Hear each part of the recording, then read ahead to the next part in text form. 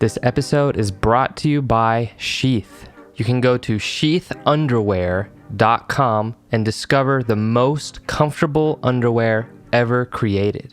Now, what makes Sheath underwear different? Well, for men, on the inside of the underwear, there is a dual pouch. That means separate compartments for your manhood.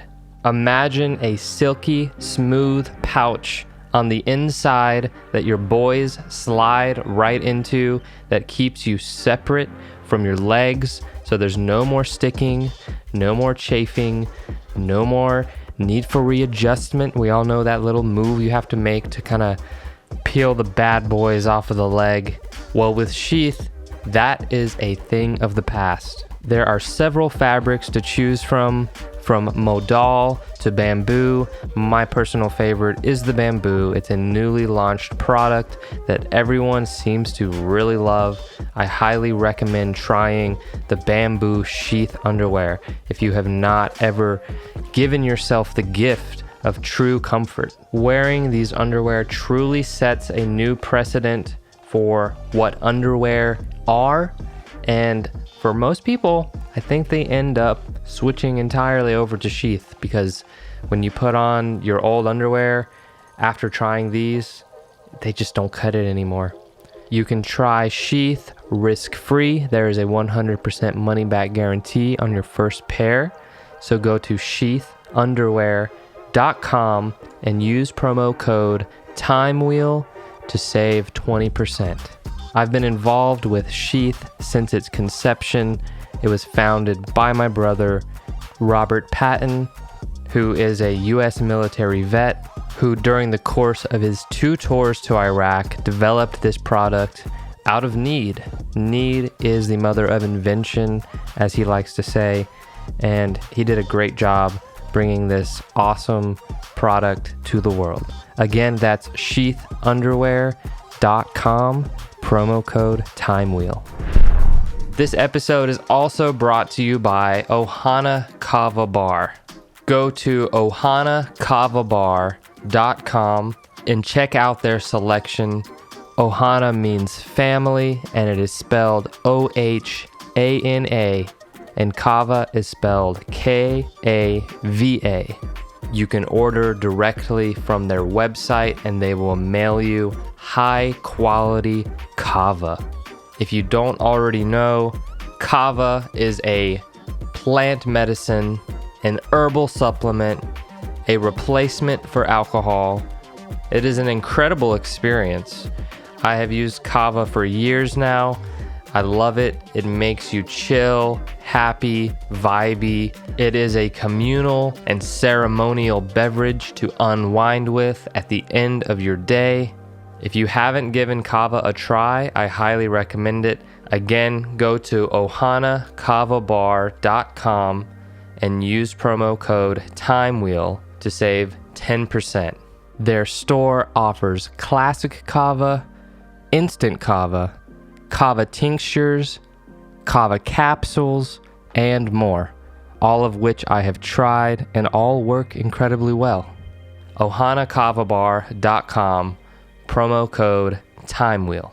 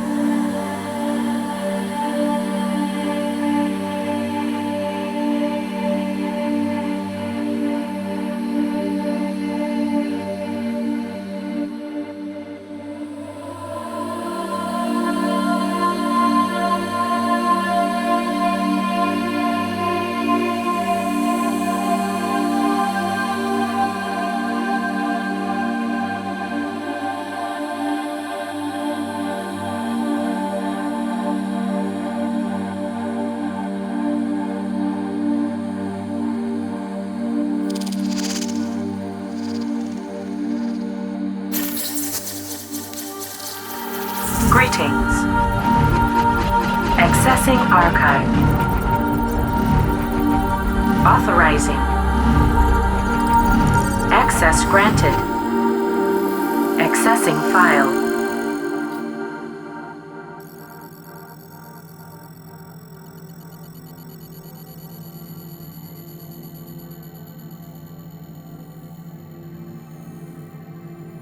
London Van Roy, how are you? What's up, man? How are you? Doing good, doing good. Good to have you, man. I've been a fan of yours for a while. Appreciate it. It's good to be on. So, just to catch the audience up, you're a musician and an artist by the name of KULT KRIMES. You have been releasing music for like 2 years now. Is that what you said? Yeah, it's been like I think I've been putting out music since April of 2019. Wow. Okay. Yeah. And then more recently, you have done a number of releases with our label Time Wheel. Right. Yeah, I pretty much did my two. It was all singles up until getting on Time Wheel, and then the two EPs. I think my first EPs I've done with you guys. Mm-hmm. And they're incredible, man. Amazing work, and congrats on the newest record, Divine Invasion. Thank you so much, dude. Appreciate it. Yeah, absolutely. So to start it off, I just wanted to get into kind of your history. You're doing such amazing creative work. I kind of am curious. Have you been doing art and music for very long, your whole life, or like what was your kind of creative path and how did it start? Pretty much. I've been playing, so drums is my first initial instrument. I started playing that when I was like 10 years old in concert band, jazz band, marching band, drumline, all that stuff, all through school. Kind of just to like, I was a troubled kid, so I was always getting into shit, and it was kind of like idle hands situation. So I just kind of did it as a curricular activity. Mm-hmm. Drums definitely came supernatural to me. And then by the time I was in high school, I think I started playing drums in like punk bands and stuff like that. And then I want to say not until I was about 21, I started playing in a project where I was actually like writing a lot of the music and started doing vocals called Small Leaks Sink Ships. And I still do that today. I've been doing that for a long time.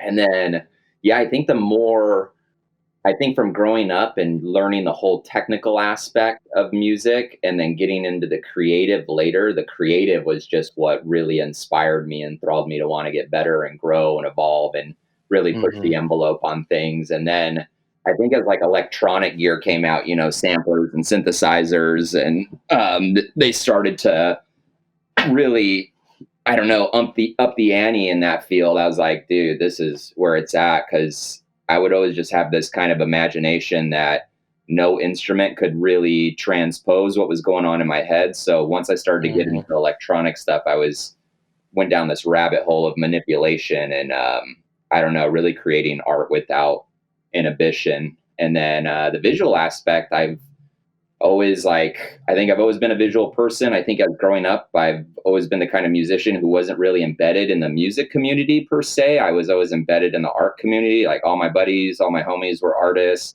either visual, film, street art, all that. And so it's always kind of, I don't know that that's just an energetic thing, but I've always just been more surrounded in that world. And so, yeah, I started the solo project about a year and a half ago, and me and my buddy John, who does a lot of the visual stuff with me, he's the guy behind the camera.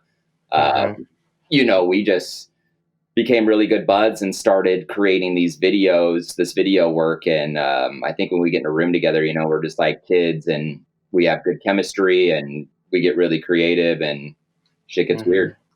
It's amazing. Yeah. And he's doing amazing work. Shout him out. What's his first and last name real quick? John Christopherson, or JC Cinematography. That's right. Yeah, I think he's got a Vimeo and an Instagram. I think it's JC Cinematography or John Christopherson. Mm-hmm. Yeah. Y'all's synergy is incredible. So I'm glad, y'all are working together. It's super cool when you find a creative partner that everything just kind of flows with. You can almost read each other's minds. You know what I mean? Absolutely. Yeah. And that tends to be the case in the strangest ways possible. I know. Yeah. I've definitely had my fair share of creative relationships where it was like, oh, you did the thing that I was thinking I was about to tell you to do, or whatever. So Uh, that's really cool. But going back to when you started music, and it sounds like you started drumming as a kid, was there any particular musicians you looked up to, or was it friends that were doing it, or what kind of inspired you to look towards drums as an outlet? funny enough, so my dad's a jazz musician. He's an incredible jazz musician. I actually was born on the road pretty much. My dad was a traveling musician when I was born. So the first 2 years, it was just kind of on the road before him and my mom settled down. And I think he always tried to push me towards music. And he played everything, He was like saxophone, flute, 3-octave vocalist. And so I was like, finally, I was like, all right, I'll pick up an instrument. So I picked the one instrument he knew nothing about. And I think even that was kind of a rebellious choice, Sure, sure, sure. And it was just like, I was an insane child. Like I was a million miles an hour. I kind of still am, but then it was like, get the fuck out of my way kind of kid. But so it was like, I could beat the shit out of something. Right. Oh, yeah, I'm all about it. Absolutely. Yeah. The drums are some of the most fun and interactive things to play. And I'm not much of a drummer in the sense of a drum kit, but I do use hand drums quite a bit. So I'm a big fan of drumming, and I can play on the kit a little bit, like very simple patterns, you know what I mean? Like keep up with a couple of covers and that type of thing. But For sure. yeah, I've been around drums for a while. My good friend Nick, I grew up, we became kind of like best friends in 7th grade, and somewhere in like 8th, 9th grade, he got like an electronic drum kit, really cheapy, kind of like almost, Guitar Center entry level $299 type electronic drum kit, and beat that to hell. And then he was like, I want to get a real drum kit. And so he, was very much inspired by a lot of these metal musicians and, double bass type stuff. And so he went full on, metal with his acoustic drum kit. And in between our practices, because I have a band as well, he would hop off the drums and I would hop on and learn a little bit, how to play. But they are incredibly fun. And I can't really do guitars or anything. I tried guitar a few times, and I mean, I can make noises, but it's not coming to me. You know what I mean? Right. Yeah. Guitar is easily my worst instrument. Yeah, same. I don't get that. Every time I see someone's like left hand on a guitar neck and changing chords, and then I'm just like, what the hell? All right. I know. Yeah, and I live with a guitarist, and he's incredible. He's the guy that works with Something Fiction, our band, and he has a really awesome single out called Trees in the Dark, which you should check out sometime. I'll share it after the podcast, because it just really shows his proficiency with the guitar. It's all over the place, and it's beautiful. That's right. Yeah, so with KULT KRIMES, it's a very provocative name. Where's the name stem from? What's the concept behind this project? I mean, I think the main philosophy behind the name is I always kind of looked at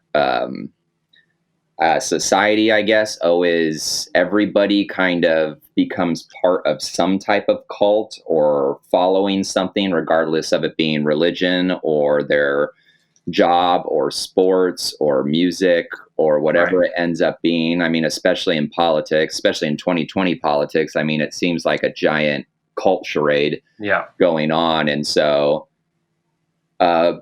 it's really kind of a label more than anything else of everybody gets to commit their own crimes and do justice by theirself through so said cult. And, it's almost a way for people to get away with their own iniquities in a way. Right. What do you know about, because I've heard this concept explored as well. It's funny how people think of the word cult as like it's a dark and sinister thing, but like there are groups of people that do a lot of good, and they're still a cult, right? And absolutely. And the U.S. military, with the level of kind of control that the sergeant exudes over, like, the privates, and you got to fall in line and do all these crazy movements and stuff. It's very more even cultish than what most people think of as a cult, and yet the army doesn't get labeled a cult. Like, what do you know about what makes a cult and so on? Exactly, dude. Like, yeah, honestly, I couldn't agree more with that. And it's funny because the things that get labeled as a cult, like you said, has this kind of negative aspect to it, right? Where there is plenty of cults out there that probably like are very well intentioned, and then you have these massive corporate groups who literally build their structures like pyramidic oligarchy, and they aren't defined as a cult in any way whatsoever. But that's how I kind of view it all, man. It's like under the scope, it all in a way looks the same. It's a form of manipulation, whether that manipulation's positive or negative, you know? Right. I always thought too, it's like interesting because a cult to me always seems like a small group, like a very small system of something hidden, you know? Right. And it being cryptic in nature. And that was always what I found fascinating. I was just like, whoa, so it's a group of like-minded individuals. There's usually some type of leader, and they're all here for a singular purpose. And then when I kind of like, I was like, well, isn't that everything? You know? Right. You know? Exactly.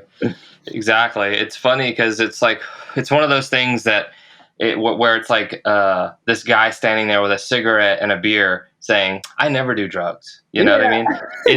It's the people that say, oh yeah, she's in a cult. And then meanwhile, they're on their way to the Catholic Church where they're going to burn incense and pray in collective union. And they don't think that that's anything like having a small group of people who, you know what I mean? Yep. And I'm not trying to call out Christianity in particular, but I think that it really is anything. And it doesn't mean that there's a bad intention. It's just that the way that they use the word on the media, that it makes it feel like that way. And it's the same, like I said, the concept of the person with a cigarette and a beer that says, I don't do drugs. Well, they don't even think that they're doing drugs because they're so immersed in what the media says drugs are.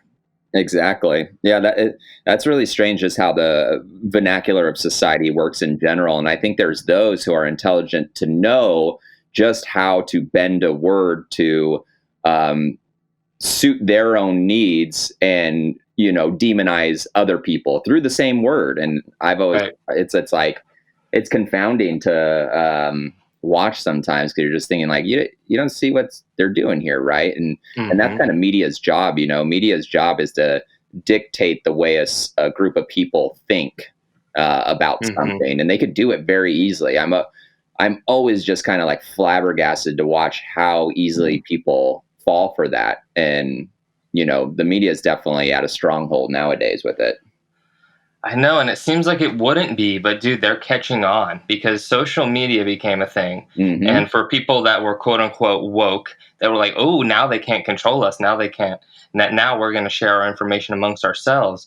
But of course, they infiltrated social media, and not only that, adapted the things that we like about social media and put them on the TV now. Exactly, dude. Yep. So 100%. Now you can't. Now the lines are blurred yet again between what's real and what's not, because and it's it's almost way worse too, because really, social media is like the new propaganda machine, but because it preys on our own ideology and it's constantly flooding our own human flaws, it's almost using us against each other through our egos, where TV was like an obvious program. You know, they called it television program for a reason. It was programming you. And then you walk away and it was kind of like a subconscious effort. Where with social media, it's now you have the banter of communication between each other. And a lot of people's opinions, I don't think they realize, have been planted there. It's not their own opinions. And so they get behind it because now they think it's their own opinion, and they have aligned their beliefs with a certain system that says, hey, you should feel righteous in how you think towards this. And this person's wrong. And if they don't think like you, they're your enemy. And that's why it's so divisive, man. Crazy times, man. Like they really just used that to hurt and divide us even more somehow or another. Yeah. Everything's getting hardcore politicized right now. Right. Where people almost seem addicted to it. And to go back to like your reference, I don't do drugs while you're smoking a cigarette, drinking a beer. It's Mm-hmm. it's you could be a sober bird and be like, I don't do anything, and then you're in your phone all day long and you're taking information at rapid speed. It's like, are we supposed to be taking that much information in our heads, and what Mm-hmm. exactly is it doing to our process of thought, and how we Yep. label each other? And really, do we know more? Are we more awake? Are we more confused than ever, and we're using our ego to judge people through what we deem as the right way of doing something? Absolutely. That is it. I mean, social media itself, while it wouldn't be labeled as a drug, it does the same things to your brain that drugs do. You know what I Exact same mean? thing. Yep. It changes your thought patterns. It changes, you have this itch now for this thing you need to scratch. It's like you didn't have that before. Like I remember when your phone was in your pocket and the only time you look at it is if it rang or beeped. Yeah. Now we're constantly going to it, looking inward. No beeps, what? Like Yeah. where are my beeps? I need them constantly, Right. It's like, I know, dude. Even myself, it's like I've caught myself sometimes, especially. Sorry. see that, see, there it goes. I'm gonna tell this. There's God playing a trick on us. Yeah. uh, yeah. I've even caught myself just randomly out of nowhere, just checking my phone for no specific reason and like pulling out. And then because I'm self-aware, I know it, like 2 seconds after that, I'm like, oh, why did I do like what? Yep. Yep. Stupid.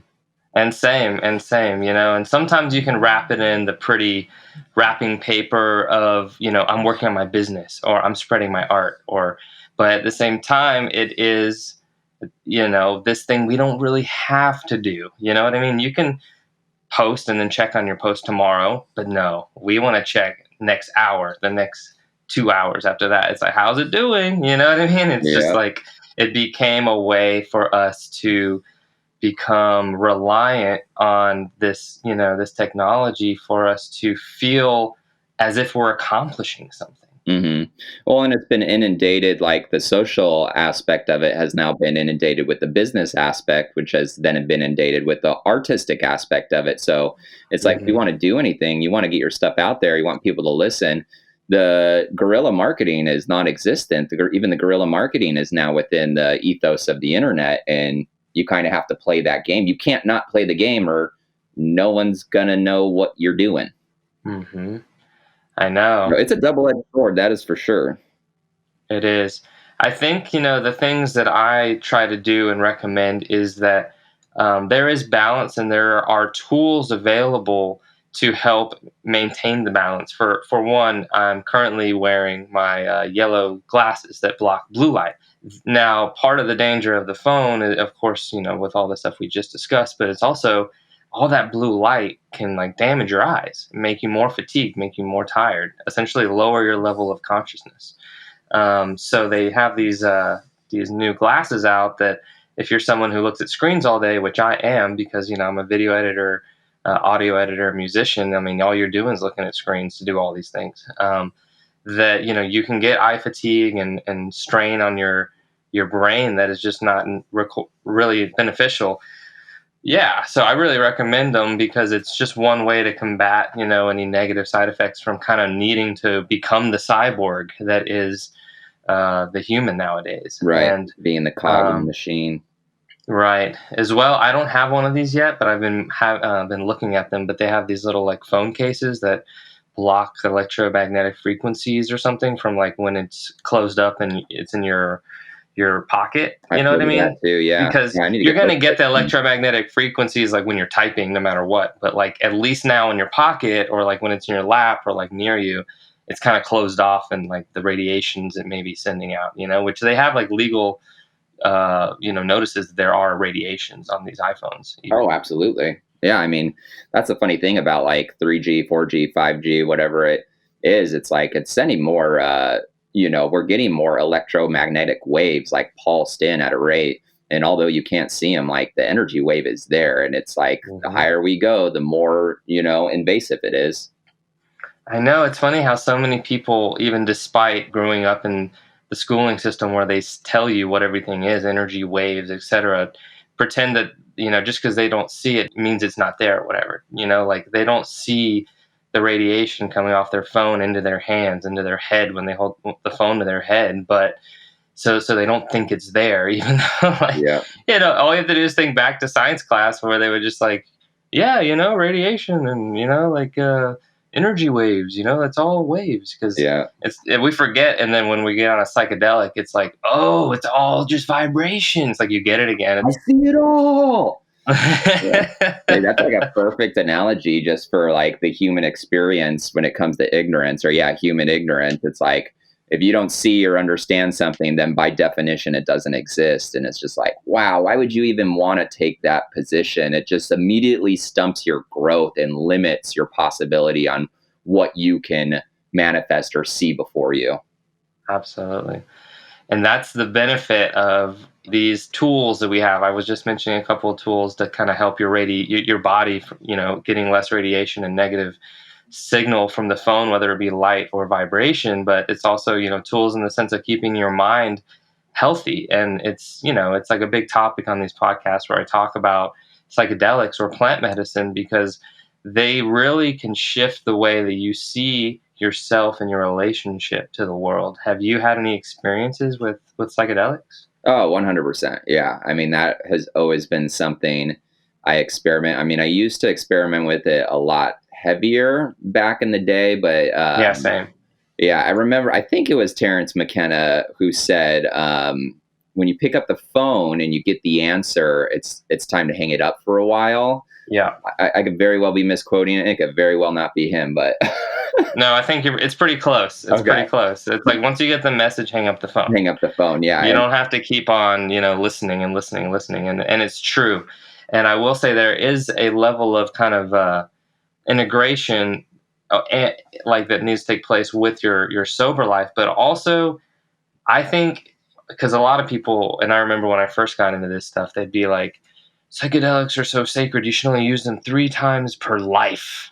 Wow. Per life. That's such a, And I was kind of like, what were you gonna say? that's such a weird, like, label to create. Like, I know. Yeah, like, well, it's because, like, just thinking back as to where this came from, I remember it was because we had such a powerful experience that really shook us up, me and a couple of my bandmates, when we were like, I'm gonna say 20. That, of course, all of us went and individually researched psychedelics, and with our own interests kind of coloring the research we're doing. Some of those guys had such an intensive a time that they ended up coming back saying, yeah, dude, I don't think we should do that for a long time, But like me, I was like, dude, that was awesome. I want to do it again, Yeah, for sure. Of course, there's a healthy amount to do it, and you do want to do it with respect. And what's beautiful about the psychedelics is, if you do them too much, they tell you. They literally, in an experience, they'll say, hey, man, you really shouldn't be back here so soon, man. Like, what happened to the thing you said last time about when you were going to do this and this and that before you, like, returned here? You know what I mean? And and I love that little ass kicking it gives you. And sometimes people need that so they can, like, kick themselves into gear and start doing the things that they want to do. No doubt. Exactly. I've had 2 of those experiences. One was about 8 years ago, and this was kind of at the edge of experimenting with dimethyltryptamine quite frequently. And I had this one trip, where it was exactly that. It was like, and if you don't know what dimethyltryptamine, which I imagine a lot of your listeners do, it's the most potent psychedelic. It will immediately shoot you out of your body pretty much into another dimension. But so I had one where everything starts to open up. I start to cascade down, what seems like passing of stars and planets. And then all of a sudden I'm getting to that place, that sacred place. And something in me was just like, nope. And it was the first time I ever decided that. It's weird that you even still have a choice in that place, but I had an inkling of a choice, and I was just like, nope, not this time. Right. And I decided that it's almost like this extra dimensional cosmic humor of an alarm system went off, and it was just like, ah! And it was like laughing at it. Dude, it was like laughing at me and toying with, like, he's not gonna do it, he's pussing out, he's not right, go back, right. little boy, go back. And I was just like and so I come back from the trip, like, semi early, so I open my eyes, and it's the first time ever, I'm in my waking reality, but still it's heavily in my system. Right. All right, I'm gonna play with this. And I get up and I go to walk outside, and like my house plants are talking to me. They're really upset with me that I wasn't taking care of them. I go into the backyard, the clouds are talking to me, the water in my pool is talking with me. I mean, everything's communicating with me. And at one point it gets to the edge as it's dying down, and it literally says like, it's time to appreciate what you have in front of you, take it day by day, and live a sober life and collect your memories. I was like, all right. And so I didn't touch it for like 8 years. And I told myself, look, if it shows up again, that's when I'll do it again. If it kind of shows up randomly, it's like, hey, welcome, it's time to partake again, then I will. And so sure enough, like a couple years ago, it did. And man, it was an ass kicking. It was like such a gut punch. Because one thing it'll do is it'll show you all the things you think you know about yourself may not be entirely true. And that goes for both positive and negative. So for me, I'd like to think of myself as a strong-minded person, but at that time, what it kind of happened, it was like, you do this, you do that, you think you're this, but you're actually this. You think you work really hard at this, but you don't work that hard at all. You think like, I was just like, oh God, stop it. You know, it was just punch to the stomach over and over, but it was the best thing that could have happened, because I kind of came out of that, and it was maybe, you know, a month after starting KULT KRIMES. And then I was like, I just need to be creating constantly, and I need to meditate, and I need to do all this work on myself as well as my creative self. And then it's just been like that. It's been a ride of that for like 2 years, where it's just been nonstop. Exactly. And that is it. You know, it takes that courage to be able to go to those places and hear those things, and not just give up, though. Say, I'm going to learn from that ass kicking or the message that I received, and I'm going to act on it. And it's one of the only things that can get you to do that. Like, otherwise you stay in these patterns that are negative for just years or for your whole life. No doubt. You know, you'll just keep doing the same thing. That's literally the definition of insanity, is repeating the same action and expecting a different result. Yeah. And so, like, people do it with addiction or just bad behavior, or, you know, like self-isolation or whatever it could be, to the point that they're like causing their own suffering, and they won't do the thing that sounds scary to do but is known to work, because it takes a level of courage and commitment, and also, like, you know, going into the unknown, and not to mention the demonization that these substances have faced from the drug war, you know. So there's so much to it. But when, you know, you do enter those spaces with you know, a positive intention to grow and learn from this, and it's not just a silly dilly, like, you know, oh, I'm gonna get high, you know, because that's not really what it is. It's like, you're gonna go to your deepest self. It's not, you're gonna get high, you know? It's gonna show you some stuff, and it might be very relentless in doing so, but and that's what you need to see, to shake yourself out of it. That's the whole point. I think that's where I've gotten with psychedelics for the most part. I still don't mind having a good time every now and then, but for the most part, I'm like, all right, I'm going full-fledged, like, heroic dose. I need to have my shit torn apart right now, and you know, get slapped around a little bit. But at the same time, you know, you have ones where you don't get slapped around at all, and it's just like, yep, everything's beautiful, everything's perfect, everything's in harmony. I think the ones that you do get slapped around is kind of the same thing you're experiencing really in your waking life. It just shows you what it is, you know. I don't think, for myself anyways, and I would imagine this is the same for a lot of people, but I don't think we have many external obstacles stopping us from doing what we want to do or becoming what we want to become. Like, you really live this life to kind of create yourself, not just be like, we're constantly told, you know, be your true self or be who you are. And to me, I'm like, okay, what does that mean? Because I really just want to create who I am. I want to use myself as the art to then make the art, you know, and that's been a big thing for me in the last year, especially with KULT KRIMES, is kind of allowing myself to be the actual art, you know, instead of like, I'm London and I'm making this thing, I'm the artist and here's the art. Here you go. It's like, I kind of just want to make it all one thing and judge it how you want. I don't care. It doesn't matter after that. So, and I think that is, you know, the mark of a true artist. And I have said that before, and I do believe that's what you are, brother. You were born an artist, man. No, I This is what you're appreciate meant to that be. big time, man. Absolutely. Absolutely. So when it comes to, other art forms, do you kind of dabble in other art forms as well, and have psychedelics influenced any of that?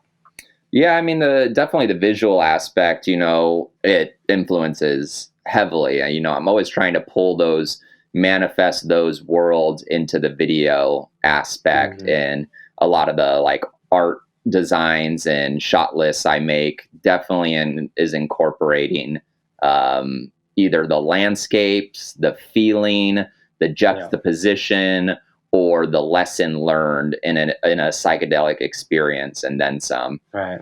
So it seems also that you are very informed, possibly, on like esotericism or symbology or these types of things, just based on the types of things I've seen on your in your photos and stuff. Oh yeah. So tell me about your interest in that. How did that develop? Well, so I've always loved, I mean, no matter what like anything that has to do with the unseen, spirituality, magic, religion, no matter what it is, I've always been obsessed with it. I'm always like, I mean, I went for years where I was just like trying to study every religion possible, and not really. I think in doing so, a lot of people try to look at what is conflicting in them, and I was always trying to look, okay, what coincides, like what is Hmm. cohesive between all those, and Same. I That's what found, I look for. yeah, it's like I found way more that was cohesive and made sense of each other than I ever found that was like that conflicting to where it was like, oh, null and void.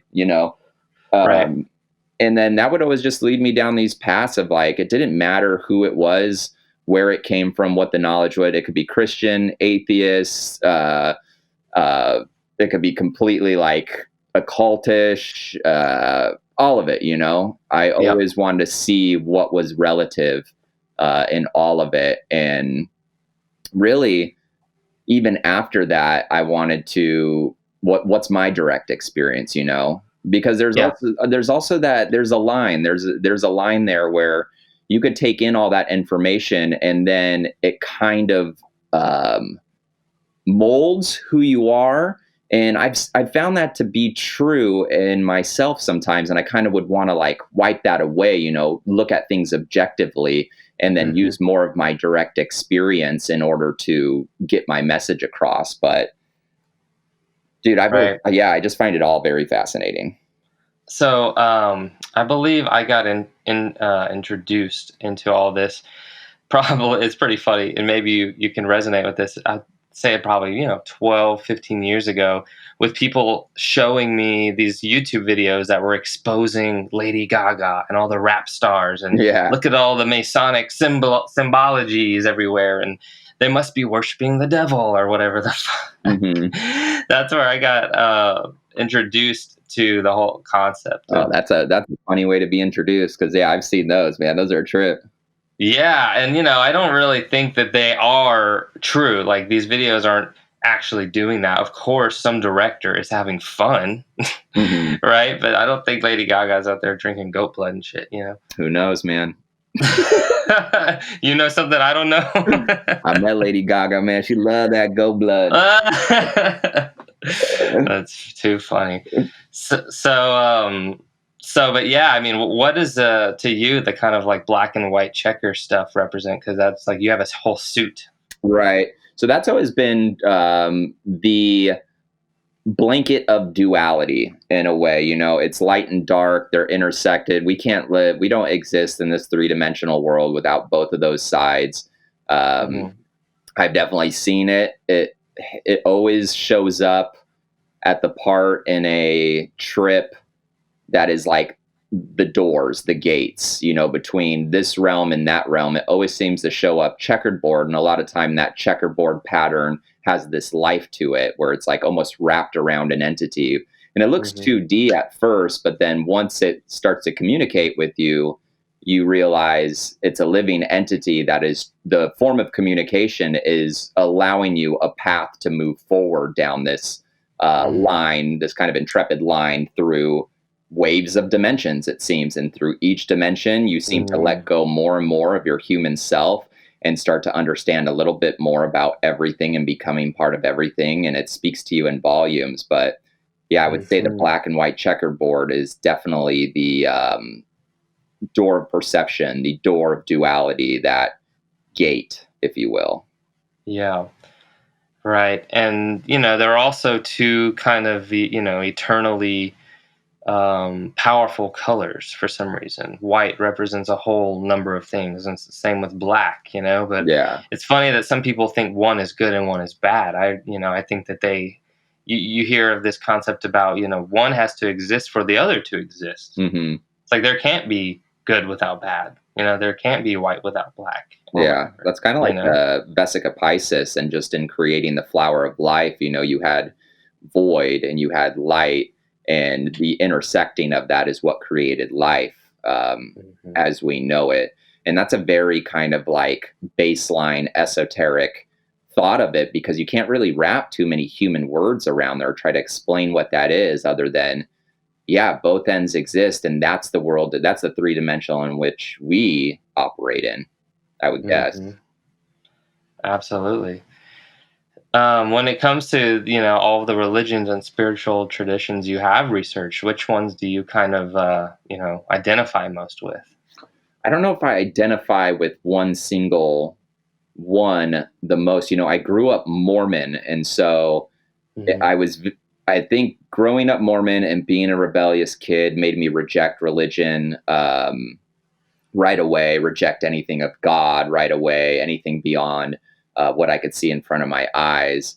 And then I think psychedelics kind of brought me back to it and made sense of it more, where it became less of this very wrathful and vengeful type of entity into more of a all-encompassing entity that doesn't work the same way we work. And so we tend to anthropomorphize a lot of it and stick into a box. It's funny, just think about the concept of God and religion. It's like, well, God, this entity, this source, operates outside of the universe. It operates outside of space and time, but mankind is so obsessed with trying to put it in this very orthodox box. And a lot of times, once they have it in a box, they're trying to confine it in an even deeper box of rules. And this is how it should be, and this is how God works. And I always find it funny that people say, well, this is exactly how God works. And I'm like, really? Right. Interesting. Exactly. It seems like this is how you would work if you could play God beyond a king. That's more of what it seems like to me, because it doesn't have as much of a loving aspect. And don't get me wrong, I shouldn't say that, because it does in many religions too. And we demonize religion a lot in our modern culture. But right. Yeah, I don't know if it's interesting because have you heard of the concept of spiritual but not religious? Yes, absolutely. Yeah, and I would consider myself spiritual yet not religious. But at the same, I feel like kind of an anomaly in all of it. Like I have buddies that are all over the map. I have hardcore Christian friends. I have hardcore atheist friends. I have people that are super spiritual.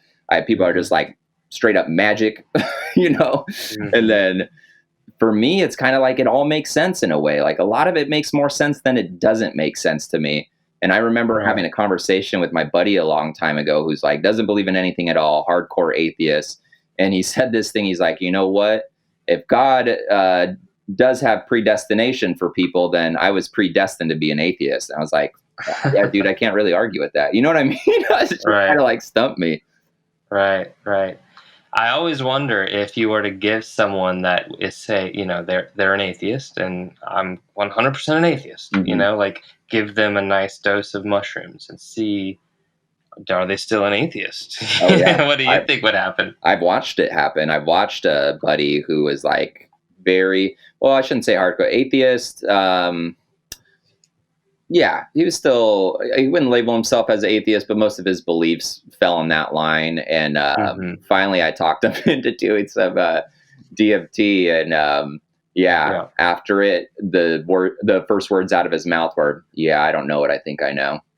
Right. Yeah. Exactly. And we talked about it further, and he didn't come to this like conclusion there is something specific, but he was definitely like, there's more out there. Yeah. And it depends on your level of interest, because for me, the psychedelic experience was so profound. Like, what is that? What's going on? Can you get into those states without psychedelics? Mhm. And that became my whole lifestyle. And that's why I learned yoga, breath work, Tai Chi, all the different wellness practices and implement them into my life. And, also just plant medicines, some you can use more than others, And where some you were only want to use once a year, some you want to use once a month. What was that? definitely, where do you feel like where were you in your head spiritually before ever doing psychedelics? Was it something you thought about? Was it something like you were curious about? Were you religious? Were you anti-religion? Where Mhm. were you kind of in general? There was, a period of what I would call agnosticism through high school. I just wasn't focused on thinking about God at all. Like, it was not really a thing that I thought about. I was mostly thinking about video games, probably, and skateboarding with my friends and like making skate videos. Yeah, at a point, we're starting to get immersed in this art, through lyrics of our people we grew up listening to, listening to their interviews and hearing the type of shit that they do to like make them the dope ass music that they make. And to me, that was like pure magic. I had no fucking idea how they made that shit, because Yeah. there was a point in time when I wasn't a musician. Like, some people grow up and start playing stuff at 5 and 6 and 10 and know what music is. But to me, I'm just like, what is happening? I love this shit.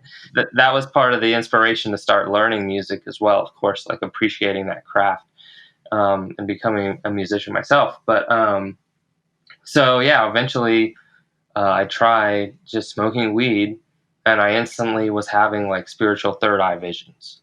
Like, that's all I can say. Wow. Closed eye visuals, essentially. So my friends, I felt like they were having it too, and I felt like that was just the normal experience of smoking pot.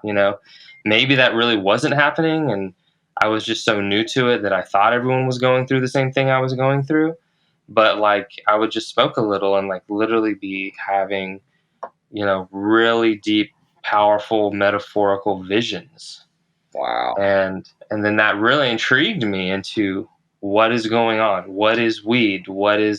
There are other things that are this. What is the word psychedelic? Let me discover that. Let me watch some documentaries and just exploring my consciousness through this like most interesting thing that could possibly be, like competing for my attention. Right. Absolutely. So That's awesome. that's kind of the spiritual, evolution. It was like kind of religious, but not really believing it, just kind of like by default to like being a part to it because my family is a part to it, and then grow up and kind of forget about all that. And I feel like they even kind of stopped going to church. Like they just kind of stopped.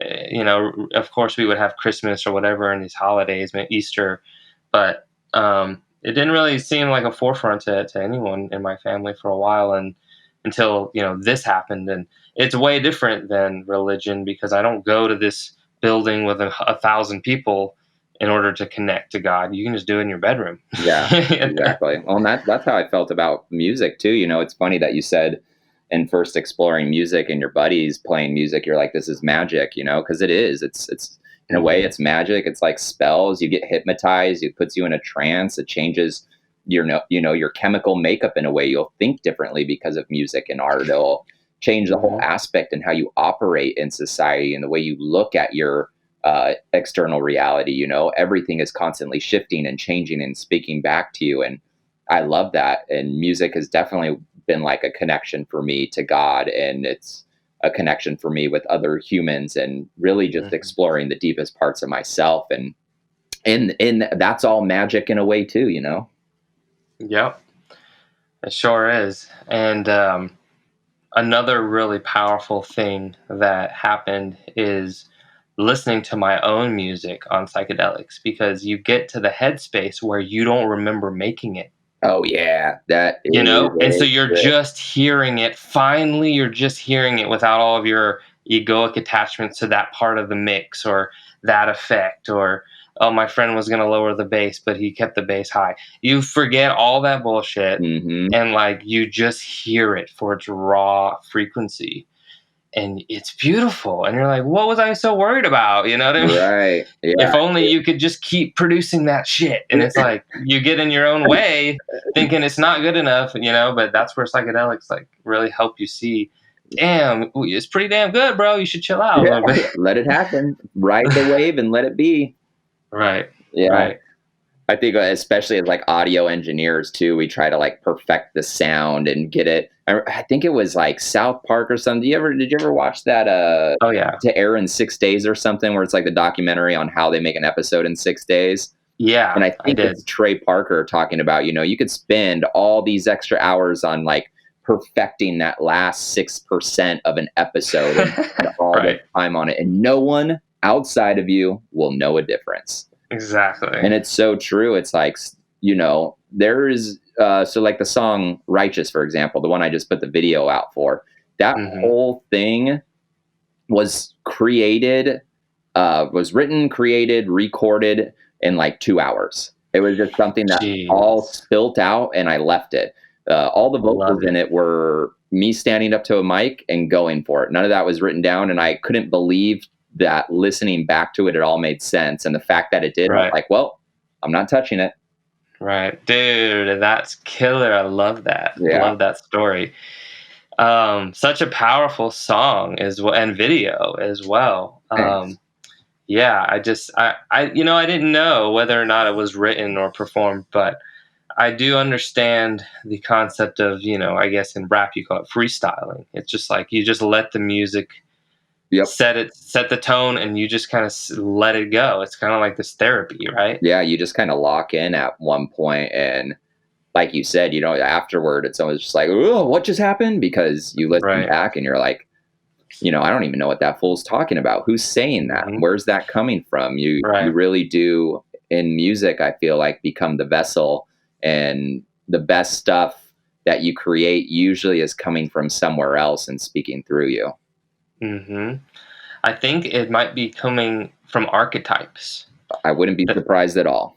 They exist within us. There's millions of years of evolution in our DNA, and it's all inside of us. If we just open ourselves to allow it to come through, it could almost be your past lives channeling through you, I don't know, I haven't studied that, so it's not like I'm like, 100% on that, but I'm just saying, like, with my mind open right now, thinking of the concept of what's happening when you freestyle, it is letting go and allowing something to come through, whatever it is, and not trying to stop or judge it.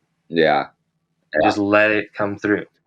I think that's the main archetype coming through my music, or like more than I like how you were asking me earlier, do I identify with one religion or philosophy, more ideology more than anything else? And I'm like, no, the one thing I definitely see myself identifying with is this archetype of like the cosmic jester, and it keeps showing up and it keeps displaying itself through my art sometimes, and even on psychedelic trips. It's like, that's the entity I see the most when it shows up, and it has a really funny way of exploring its reality and you as a person, and getting you to let your ego down by kind of making fun of you and making fun of the scenario of you trying to make sense of everything and confine everything to a designated area. And this is how it works. It'll laugh at that. And it's definitely the archetype I see bleed into my music and visual art more than anything else, is kind of this, like,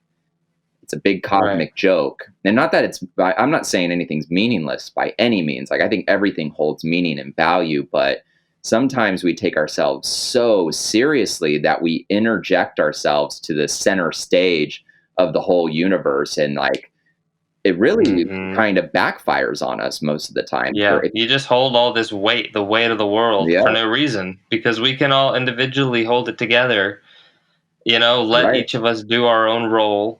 Let each of us be who we are, and we can hold we can all hold it together, and I think that is the concept of oneness as well. And like with psychedelics, you start to say the word, oh, it's all one, and oneness. It's because you see the field that interconnects everything, that's holding everything, like the air is, like the pockets of things around all the objects in your room is still holding it all. Yep. And we're all being held by it. And so it is literally connecting us all. We're in this like water, It's like when fish don't know they're in water, same concept. It's like we don't know that we're just part of this like vibratory frequencies that is holding everything together. Yeah.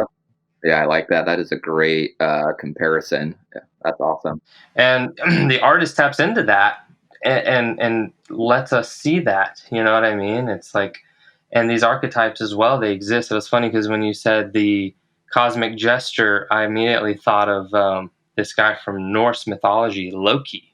Yeah. And it's funny because if you had grown up in a Norse culture, you would have just now said, "Oh, Loki comes through my music," or whatever it would be.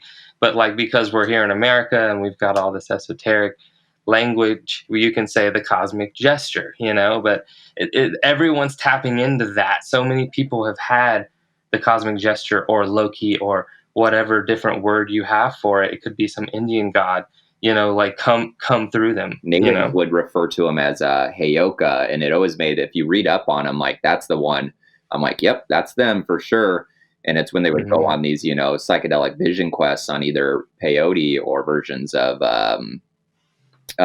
mimosa and stuff, and they call them Heyoki, and they appear almost as like dancing clowns that operated in this weird gray area between black and white, and they would use they would break your own ego down by kind of like showing you, hey, look at this. Right. Nope, don't bother with that. Don't worry about that. Calm down. It's okay. And they're just like playing games, Yep. That's where elves and gnomes and stuff come from as well. Yep.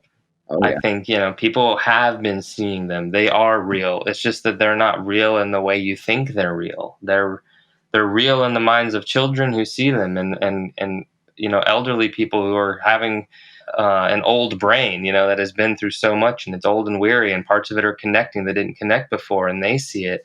And then we can kind of emulate those states with psychedelics in between in that life state. You know what I mean? Yeah. So they're there, but it's just about, your level of kind of consciousness awareness, or just like the patterns that are mapping in your brain at any given moment. Because I used to see things like what I thought were ghosts, and it turns out, it was just a hoodie on the sofa. You know what I mean? But it's like now I don't even think of it. I walk right damn through the house to the kitchen in pitch black. Don't give a fuck. There could be 90 ghosts. I don't care. I'm just getting my orange juice real quick. Oh yeah. That's too good. What do you think about ghosts and shit? Do you think have you had any experiences with that? I haven't. I haven't had any ghost experiences. I've had friends that have, and I've had friends that don't believe in any of that stuff at all, and they've had that experience happen. So, I mean, I wouldn't be surprised if if we only see like 5% of visible light around us, there's plenty going on around us that we don't see every day. So I wouldn't be surprised if there's plenty of dimensions within ours in and around that have a whole other world going on of entities, and every once in a while, it's almost like a glitch and something bleeds into ours that we're able to see. 100%. Maybe that's what we call ghosts. I don't know. I think that's it. And I think that's a lot of the weird things you hear about happening. Like there are these like really funny, unexplained stories that exist that they really beckon disbelief. It's like, there's no way. Like one, for example, like some city opens up in the middle of the ocean, like once every 100 years. And like, if you just so happen to be flying in a plane at that time, you're gonna enter the city. Then you're gonna be in a higher dimensional city with reptiles and dinosaurs and aliens and shit. Yeah. It's like, how do they come up with this shit? Is it literally fiction, or does it happen? Is it a once in a million occurrence? Yeah, dude, it's some other stuff, that's for sure. Remember, I got into mythology there for a little while too, Greek mythology, and then. I can't remember the guy's name. He used to make all kinds of stuff on mythology. He was a wizard about it. He just really knew how to take it in context. But one of the great things I love that he said about mythology is like, who said it's up to us to decide that it's a myth? And I was just like, what? Like, after all that you've studied and said, and then you followed up with that. So it shows you, I think the deeper you go down the rabbit hole, in a way, you come to this realization that the less you know. And it's not a bad thing, it's kind of just kind of standing back and going, there's more than meets the eye. And I think my current judgment before actually going down that hole was very, very loosely based. Yeah, the world itself is still such a mystery. I heard something like we know less about the ocean than we do like our solar system. Yeah. I heard something like there's more undiscovered stuff down there than there is like in the solar system. Yep. You know what I mean? Absolutely. And that's just like crazy to me that we would be focusing so hardcore on leaving and going out than discovering the things here, and yet even in our own minds, right? Because like for a while psychedelics were illegal, they were saying you can't discover the inner cosmos. It's literally like there's red tape, you know what I mean? Yeah, we like in a way that they would shut down airspace. Yeah. Like they're shutting down mental airspace. Yep. Yeah, we keep trying to, as a whole, go further outside of the world when really we need to go further inside the world. And that means the world of ourselves too.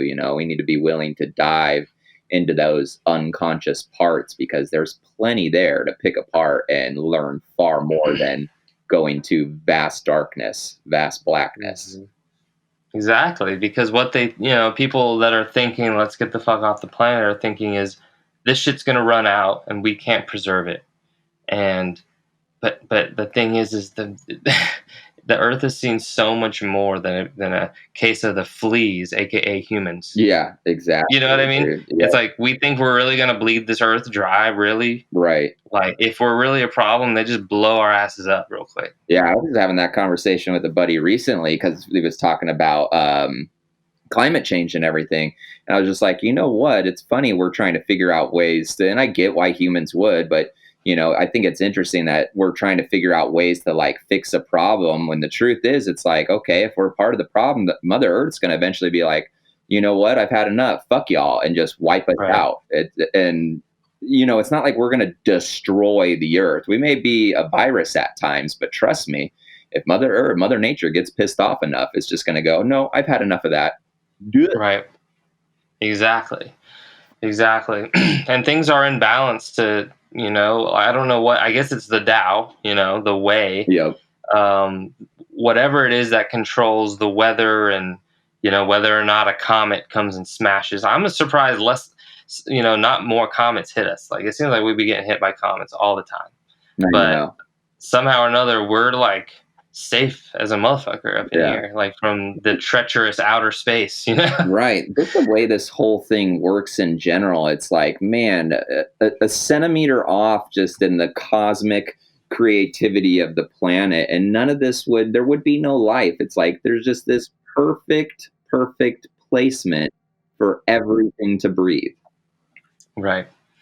And that, I think, is that potential Garden of Eden that exists here now, should you choose to see it and work on bettering yourself and your life to the point that you can help manifest that in the lives of others. And we can't just manifest it for every single person, or no one guy can just say, oh, all 7 billion of us are now in Garden of Eden. It's not going to happen. No. But if you can do it for like the people in your life, you know what I mean? It's like, try. And if we each try together, like we'll only make it easier. You know what I mean? You can have a really beautiful life if you work on it. You can. Yep. Yeah, you really can experience. I mean, you notice that too, Justin. If you do it for yourself, you'll randomly start meeting like-minded people who are doing the same thing. You are like a magnet, and you're going to just gravitate those individuals towards you when you actually make that change in your own life. We could sit here and talk about it all day, how I'm going to make these changes about myself. And then you find yourself in the same exact environment, the same circumstances with the same thoughts over and over and over again. You think, why? I want this different life, but it's like, what are you doing to change you? Because the truth of the matter is, when you change yourself, the rest will just come. You don't even have to work for it.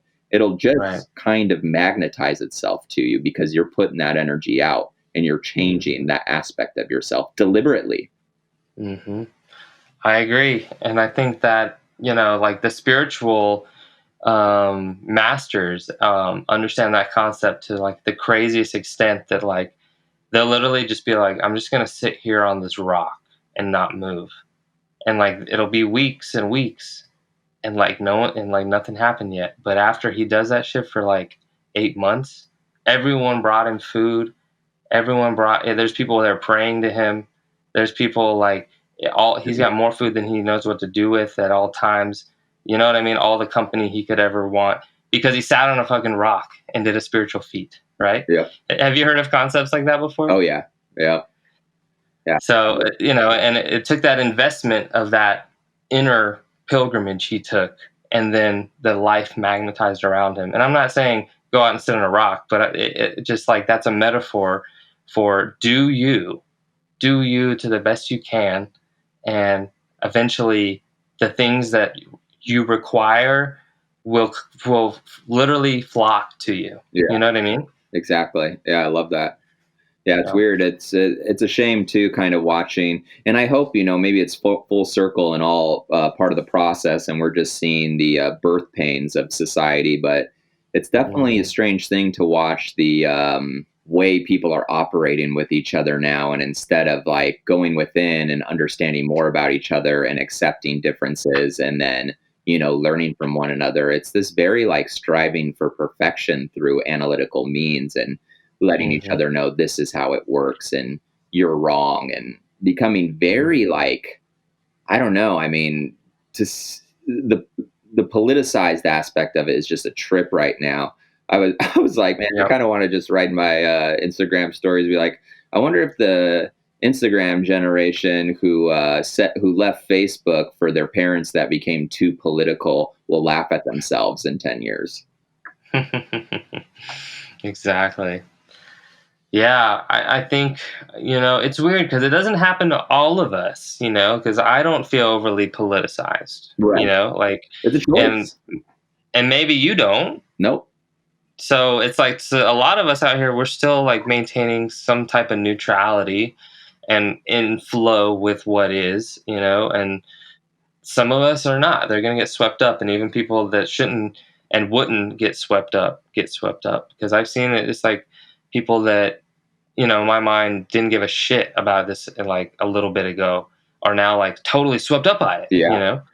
And I'm kind of like, what happened? And I just think about like the energy of that, it's like, believe what you want to believe, but where are you consciously? What is it doing to you?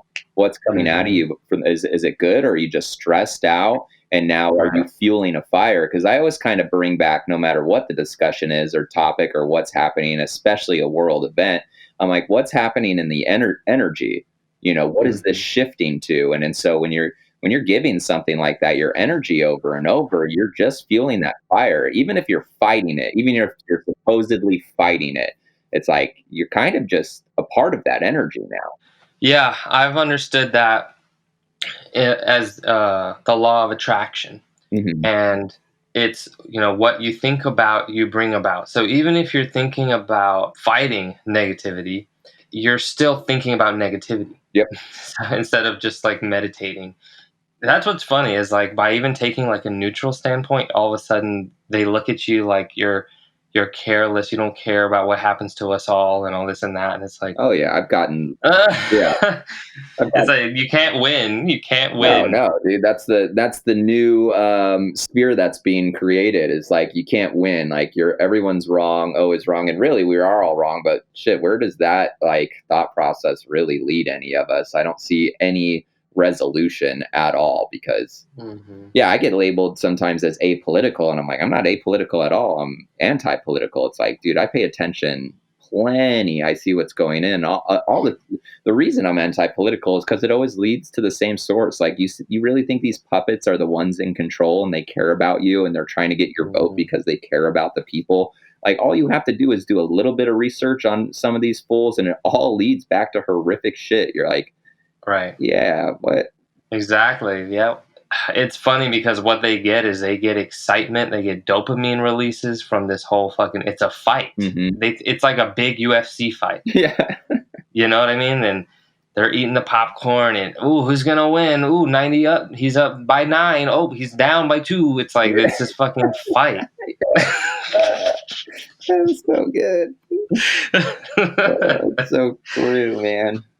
Yeah, it's literally the same concept of in what was it, ancient Rome, where they gave all the peasants, this grand coliseum, and there's like all this crazy shit that goes on. There's tigers and bears and fucking crocodiles and men killing them, and they let them come so that at least if they're entertained, they're not going to be rioting and shit. Yeah, distract them. It's the same concept, and distract them by the shit circus. Yeah, that's it. Yeah, and boy, is humanity distracted right now. I know. Well, to offer some type of solution instead of just kind of say, oh, this sucks, like I feel like people should look into their health, make sure you're feeling good, like if you need to go exercise, maybe try that and take your mind off the TV and the phone for a while. And absolutely. Make sure your health is optimal. Make sure your house is clean. You know what I mean? Like, just look around and make sure you're not worrying about shit that doesn't matter when, you could be actually beautifying the things that do matter. You, your body, your house, your life, your friends. You know what I mean? It's like, right. And then, I think some type of meditation, it doesn't have to be straight up meditation, but some type of like you getting you time. One way is that I like to represent is the sauna, because you're in this box alone. That could be a form of meditation for people, Yeah. Yeah. And ice baths as well, it shocks your system to the point that you're not thinking about the president right now. Like, you got to worry about what's happening in your body right now. Yeah, I was going to ask you about that because I see you always posting the going back and forth between the saunas and the ice bath. And what do you find to be the most beneficial thing about that? Like, what do you see? What results do you see? So, like, my friend Steven, who's a personal trainer and has definitely like helped guide me into a lot of these techniques, would give you a list of like things that it does for your body that is beneficial, cardiovascular health, blah, blah, blah. For me, honestly, the way I interpret it is my mind feels sharp, clear, and clean after I do these things. Okay. I'm sure there's a bunch of, other things going on, lower blood pressure, like does this, that for the heart. But all I know is how I feel. And when I do an ice bath for 5 minutes, or I get out of a 40-minute sauna, there's a recovery period. There's, a good 5 minutes while you're coming back to normal consciousness, from having, done this extreme kind of polarized feat, whether it be heat or cold, that you're not quite in that state yet. You got to cool down. You're kind of winded. You're kind of like, ooh, that was tough. But, 5-10 minutes later, like when I walk out of the gym from where I was doing a sauna, or when I come back into my room, like to get dressed after an ice bath, I'm like, dude, I feel so good. Nice. Okay. I feel so good. You just feel lit, happy, and clear and clean. And this is like, you didn't take anything. You know what I mean? Wow. Yeah, it sounds like on the same level of, but just the opposite side is float tanks. Have you ever done a float tank? Yes, I have, and I need to do more of them. Yeah. I've probably done like 5. You know what I mean? 5 floats. Yeah, same here. I haven't done a lot at all. I've probably done about 5 or 6, but it's that same, not as alert. I'd say so. Same side, like you're talking about clarity, but way more relaxed. Yep, exactly. It does that, and there's so many ways, and that's why I say there's no just one way to meditate, because you could go float, you could go ice bath, you could go sauna, you can literally go meditate. Yeah.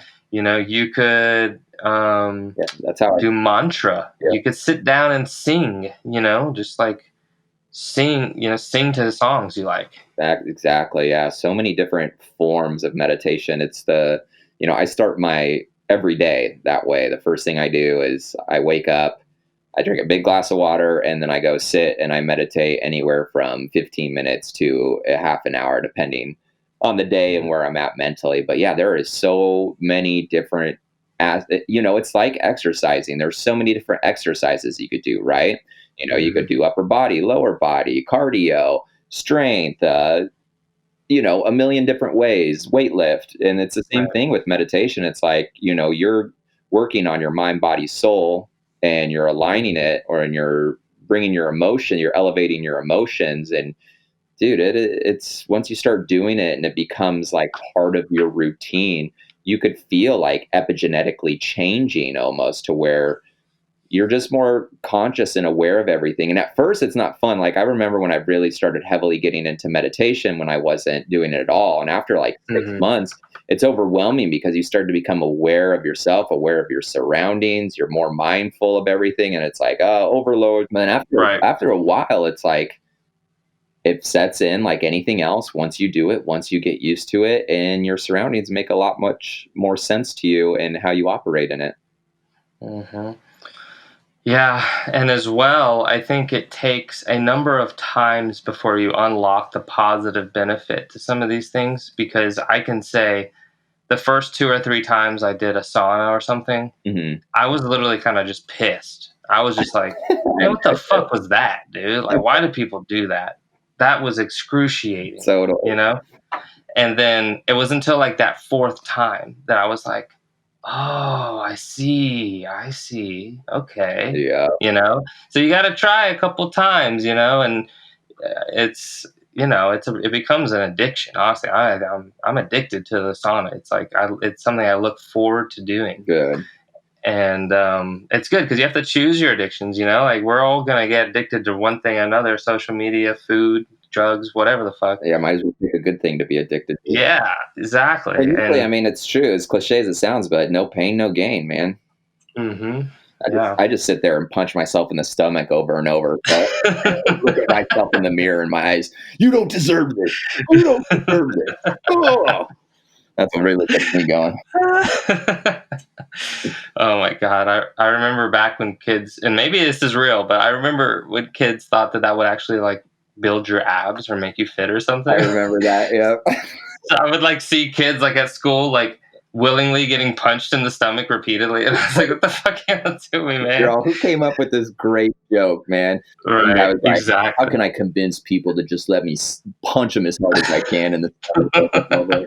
Just his way of getting his aggression out and gets people lined up. Yeah, I really feel like my abs are really getting worked out. Nah, dude, you got broken ribs, son. Oh my god, that is too funny. That's too funny. All right, brother. Well, amazing chat. We got into so much deep stuff. I think we provided a little bit of insight into, who you are and the path you're on and the kind of dude you are and your interests and stuff. So I think that's pretty dope. Definitely, man. Well, super, super thankful for you having me on, man. It was an awesome talk. Yeah, dude. Tell us where, everyone can find your music, on what platforms, any websites, social media handles, etc. So, KULT KRIMES, it is with K's. It's pretty much on all platforms: Spotify, you can watch all my videos on YouTube, Apple Music, and I'm on Instagram is kind of where I'm most active. So yeah, between those. Mm-hmm. All right, man. Well, yes, that is KULT KRIMES. You can find their music on timewheel.net. Thank you so much for being here, London. Thank you, Matt.